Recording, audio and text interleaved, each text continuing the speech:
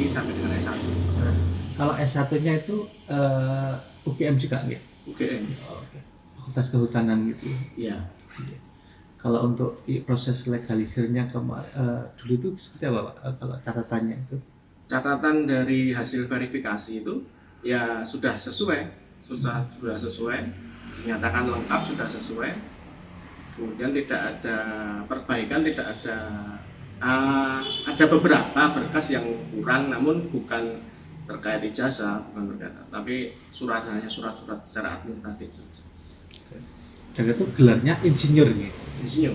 Bukan KTP insinyur. Bukan dokter Andis gitu. Kalau apa ketentuan untuk legalisirnya seperti apa sih Pak? Seperti cabasa dan lain-lain itu gimana? Iya, kalau di sesuai ketentuan kan ijazah yang dilegalisir. Jadi kita verifikasi sudah memenuhi persyaratan, ada legalisir, sudah kita nyatakan lengkap dan apa saja Pak ketentuan legalisirnya, seperti cabasa, tanda tangan basah juga atau gimana? Iya, legalisir tentunya kan cabasa, fotokopi yang dilegalisir kan. Oh iya, itu berarti apa? Tanda tangannya juga basah gitu. Tanda tangan basah tentunya. Jadi itu kan ada checklist ya. Itu kami juga melihat dari beberapa catatan pada waktu itu, ada tabel list itu dinyatakan sah, kurang lengkap atau itu semua sah, kalau ijazah sah, dinyatakan sah. Dan kalau biasanya begitu menerima dokumen itu, apakah ada verifikasi untuk telepon ke universitas atau gimana Pak biasanya? Kalau dari catatan kami ya dilakukan verifikasi untuk ijazah tersebut. Artinya dari KPU ada catatan bahwa sudah melakukan verifikasi ke UGM gitu, sudah dilaksanakan ke sana. Tidak diceritakan ya di dalam laporan, namun dinyatakan sudah melakukan verifikasi dan dinyatakan lengkap. Oke. Yang memberikan keterangan. Kapan ini Pak? Kapan ya, tanggal berapa ya? Bulan lalu. Diklarifikasi juga diminta keterangan. Sebulanan yang lalu, 3 mingguan atau sebulan. Ya diminta keterangan. Ya dulu diminta menceritakan prosesnya seperti apa, dasar hukumnya apa, dan kita menceritakan saja alur pendaftaran, dasar hukum apa, dan kita sudah melakukan itu semua, sudah sesuai istilahnya. Dan kita juga atas proses tersebut kita juga mengeluarkan produk hukumnya kan keputusan KPU yang menyatakan bahwa sebagai calon peserta pilkada. Kita kan ada produk hukum itu kan, sebelumnya kan melalui proses pleno terbuka, disaksikan tamu undangan yang terdiri dari, intinya itu kan Bawaslu, terus calon, paslon, dan tim sesnya itu kan. Seperti yang kemarin kan kita juga melakukan pleno terbuka untuk menetapkan pasangan, menetapkan nomor urut, itu kan kita selalu pleno ya. Dan pada waktu itu kan setelah kita melakukan pleno disaksikan oleh tamu undangan dan tidak ada tanggapan mengenai perihal ijazah, keabsahan ijazah, kan tidak. Sampai sekarang ya, untuk proses administrasinya kan sebenarnya clear dari dulu sudah. Kalau kemarin kan ada isu bahwa itu direkayasa di Pasar Pramuka itu Pak. Nah kalau secara logika misalnya memang ada rekayasa, harusnya ketahuan diklarifikasi atau gimana Pak? Untuk rekayasa itu kan yang di pilkada ya isunya tersebut ya. Kalau tentang itu saya nggak tahu menahu ya. Kalau pada waktu proses di 2005, 2010 itu sudah clear semua untuk persyaratan sudah. Ya, artinya kalau rekayasa itu kan berarti ketika diverifikasi ke UGM menjadi tidak sinkron gitu atau gimana? Seharusnya, secara logika. Ya, jadi kalau ketika UGM sudah menyatakan itu asli ya sebenarnya sudah selesai. Kalau kan pihak yang berwenang tentunya yang menyatakan itu asli atau tidak ya, tentunya UGM. Sebenarnya kalau menurut saya itu sudah selesai. Lembaga mana lagi yang menyatakan itu sah atau asli atau tidak kan penerbit kan, lembaga penerbit. Oh ya. Kalau yang diperiksa tadi yang laporan Polda Metro berarti yang laporannya Pak Jokowi atau apa? Ya terkait laporan Polda Metro itu yang laporan dari Pak Jokowi pencemaran nama baik. Laporan perihal pencemaran nama baik. Kalau dokumennya dibawa ke Polda atau masih di sini apa? Ya kita bawa pada waktu itu karena kita harus menjelaskan. Kita harus menjelaskan dasar hukum, aturan main pilkada pada waktu itu seperti apa, dan kita menerangkan bahwa kita sudah melakukan sesuai prosedur seperti itu. Kita menyampaikan keterangan. Kalau dokumen yang diminta Polda Metro Jaya apa saja, Pak? Kita menyerahkan apa?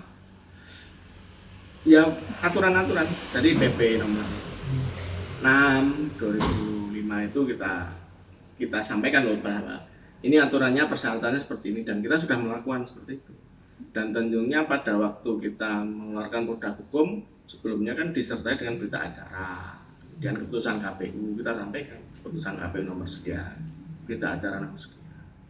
Berkasnya itu juga diminta Polda Metro Jaya, berkas-berkasnya itu dicatat, tentunya dicatat. Ditinggal di sana atau dibawa balik, Pak? Ya salinan. Oh, salinan. Oh, berarti berkasnya asli masih di sini. Masih. Oke, siap. Pak, selain dari KPU Solo yang dimintai keterangan siapa saja selain jenengan? Dari KPU Solo. Iya, Dari KPU Solo pada waktu itu yang hadir saya sama Pak Sekretaris. Sekretaris KPU berdua. Bapak namanya Bapak Tantowi Nurdin. Yang di Polda Metro. Iya. Berapa jam pemeriksaannya, Pak? Waktu itu kurang lebih itu ya sekitar 6 jam ya. Jeda makan siang.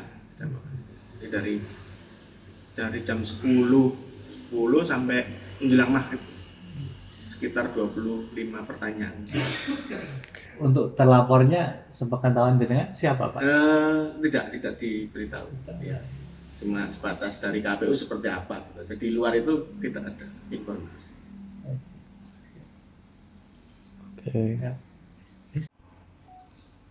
Pak, mengenai sidang ijazah Pak Jokowi di PN Solo ini, perkembangannya dari KPU, penyampaian apa? Replik seperti apa, Pak? Replik ya, untuk perkembangan kasus perdata, gugatan perdata nomor 99 di PN Surakarta sampai dengan hari Kamis yang lalu itu penyampaian jawaban dari para tergugat dari tergugat 1 sampai tergugat 4.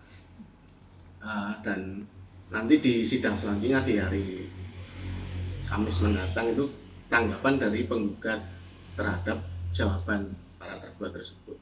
Dan di jawaban intinya sih kami menerangkan ya legal standing kami sebagai lembaga negara yang tentunya kalau untuk perbuatan melawan hukum lembaga negara itu kan yang berwenang adalah PT UN kan, Tata Usaha Negara. Jadi kami sampaikan itu di eksepsi. Jadi perbuatan melawan hukum yang dilakukan lembaga itu kan, lembaga negara itu yang berwenang bukan pengadilan negeri, eksepsi. Kemudian kita juga sampaikan juga di eksepsi mengenai gugatan kabur. Jadi antara yang didalilkan bahwa penggugat kan meyakini itu asli, itu palsu ya, yakin benar itu palsu. Tapi kemudian di permintaan di akhir itu kenapa meminta dibuka untuk membuktikan keaslian, berarti kan sebenarnya dia yakin asli tapi tidak berdasar gitu. Dasar dia menyatakan itu palsu apa, kan berarti dia tidak mempunyai dasar hukum yang kuat seperti itu. Ya antara lain itu dari pokok-pokok gugatannya kita sampaikan aturan main pilkada apa, dasar hukumnya apa, kemudian kita menekankan bahwa KPU sudah melakukan sesuai prosedur. Seperti itu sidangnya online ya, Pak?